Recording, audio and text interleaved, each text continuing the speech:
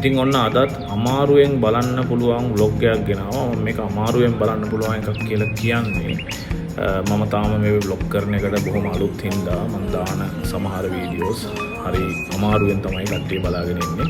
ඉතින් ඔයගොල්ලෝ කොච්චර අමාරුවෙන් බැලුවද කියලා කමෙන්ට් එකක් දාන්න, කිසි ප්‍රශ්නයක් නැහැ. ඔයගොල්ලන්ගේ අදහස කමෙන්ට් කරන්න. මම ඒකෙන් මොන හරි දෙයක් ඉගෙන ගන්න පුළුවන් නම් ඉගෙන ගන්න. ඉතින් උදේම ලෑස්ති වෙලා ඇත්තටම කටුබැද්දට තමයි මම අද වාහනේ සර්විස් කරගන්න ගියේ.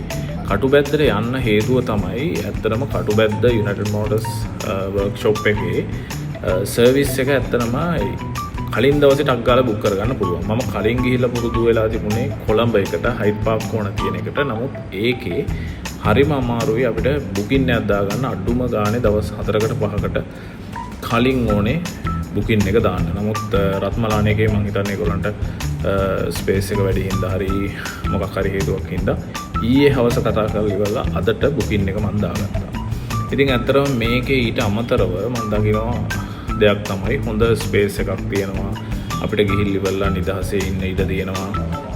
ස්නැක් එකක් දෙනවා. මෙන්න මේ වගේ. ඒකට වාඩි වෙලා ඉන්න ඉඩ පහසුකම් ඒ හැමදේම මේකේ තියෙනවා. ඉතින් ස්නැක් එකකුත් කාලා කොෆි එකකුත් බීලා ටිකක් වෙලා හිටියට ඉතින් තවත් වෙලා යන හින්දා මට හිතුණා ගිහිල්ලා මෝඩ තරඳු ෆිල්ම් එක බලන්න. ඉතින් මේ යන්නේ මම මේ මෝඩ තරඳු ෆිල්ම් එක බලන්න. ඒ ෆිල්ම් එක ඇත්තටම කටුබැද්දේ තියෙනවා රීගල් ෆිල්ම් හෝල් එකක්. මම දැනගත්ත විදිහට මේක අලුතෙන් හදුවයි කියලා තමයි කිව්වේ. ඇත්තටම හොඳට ලස්සනට ක්ලීන් එකට තියෙන තැනක්. මම ඇත්තටම කැමති වුණා තැනට. මෙතනට ගියා. ඉතින් මම මෝඩ තරඳු ෆිල්ම් එක බලන්න. ඉතින් මේ ෆිල්ම් එක ගැනත් මට වචනයක් දෙයක් කියන්න හිතුණා. මේ ෆිල්ම් එක ඇත්තටම අර ඉන්දියාවේ හදපු Oh My God OMG කියන ෆිල්ම් එක වගේ ෆිල්ම් එකක්. ඒකේ අර ජෝක් එකක් එක්ක තමයි පණිවිඩයක් දෙන්න හදන්නේ. ඇත්තටම මේ ෆිල්ම් එක හොඳට hina වෙවි බලන්න පුළුවන් ෆිල්ම් එකක්.